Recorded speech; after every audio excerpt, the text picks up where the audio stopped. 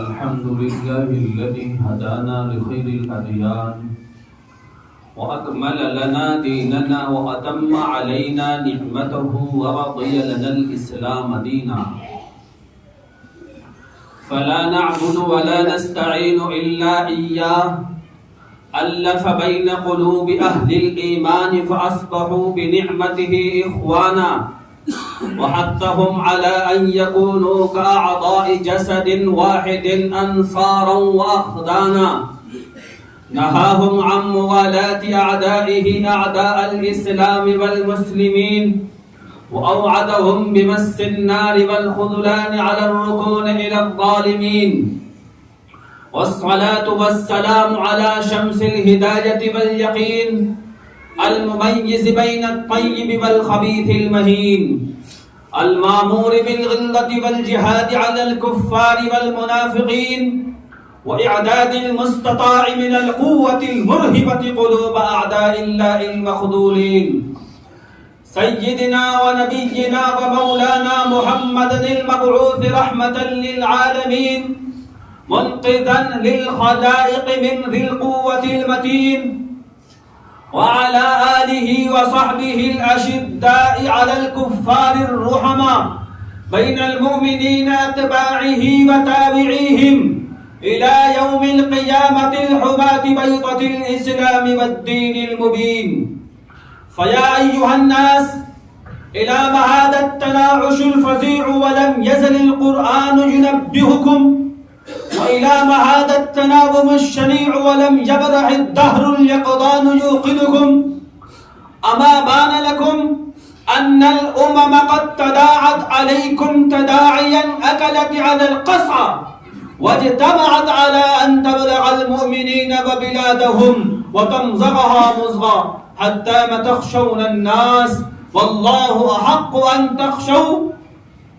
أفطال عليكم الأمد كالذين من قبل فقست قلوبكم أم زال عنكم الخشوع لذكر الله فتحجرت أفكاركم وعقولكم ألا ترون أن من الحجارة لما يتفجر منه الأنهار وأن منها لما يشقق فيخرج منه الماء وأن منها لما يهبط من خشية الله أفحسبتم أن تتركوا أن تقولوا آمنا وأنتم لا تفتنون أم حسبتم أن تدخلوا الجنة ولما يأتكم مثل الذين خلوا من قبل وتبتلوا بمثل ما كانوا يبتلون فوالله ليعلمن الله الذين صدقوا وليعلمن الكاذبين فقد ورد في الخبر عن النبي الصادق الأبر صاحب القبر الأعظم صلى الله عليه وسلم أنه قال سيكون بعدي أمراء فمن دخل عليهم فصدقهم بكذبهم وأعانهم على ظلمهم فليس مني ولست منه وهو بارد علي الحوض ومن لم يصدقهم ولم يكذبهم ولم يعنهم على ظلمهم فهو مني وأنا منه وهو بارد علي الحوض وقال عليه الصلاة والسلام لا تحاسدوا ولا تباغضوا ولا تدابروا وكونوا عباد الله إخوانا بشر المنافقين بأن لهم عذابا أليما الذين يتخذون الكافرين أولياء من دون المؤمنين أيبتغون عندهم العزة فإن العزة لله جميعا بارك الله لنا ولكم في القرآن العظيم ونفعنا وإياكم بالآيات والذكر الحكيم إنه تعالى جواد كريم ملك بر رؤوف رحيم والله الحليم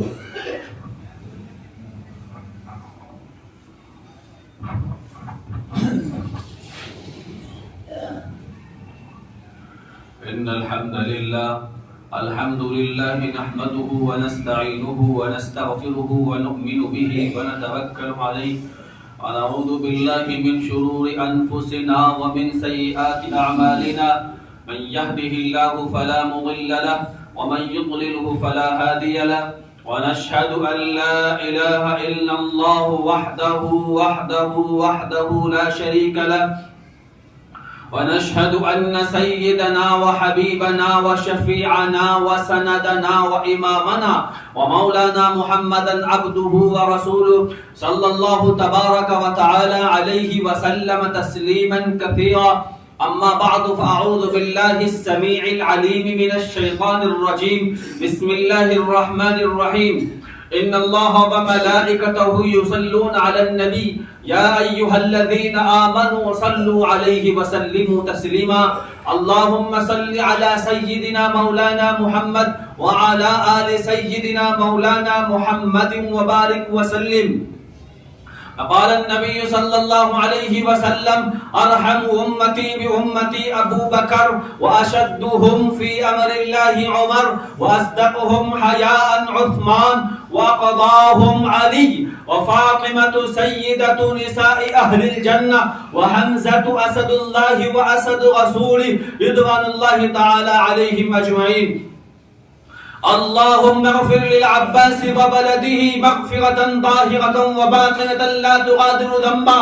الله في أصحابي لا تتخذوهم غرضا من بعدي فمن أحبهم فبحبي أحبهم ومن أبغضهم فببغضي أبغضهم وخير أمتي قرني ثم الذين يلونهم ثم الذين يلونهم.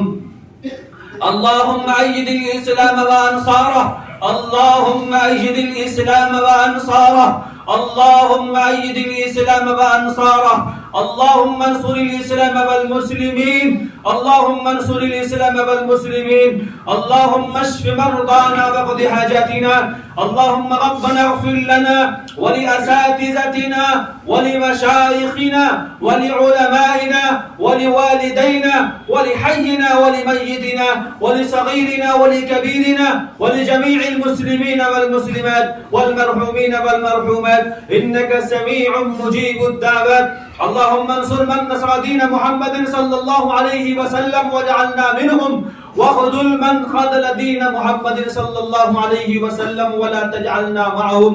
عباد الله رحمكم الله إن الله يأمر بالعدل والإحسان وإيتاء ذي القربى وينهى عن الفحشاء والمنكر والبغي يعظكم لعلكم تذكرون. اذكروا الله العلي العظيم يذكركم وادعوه يستجب لكم ولذكر الله أكبر والله يعلم ما تصنعون.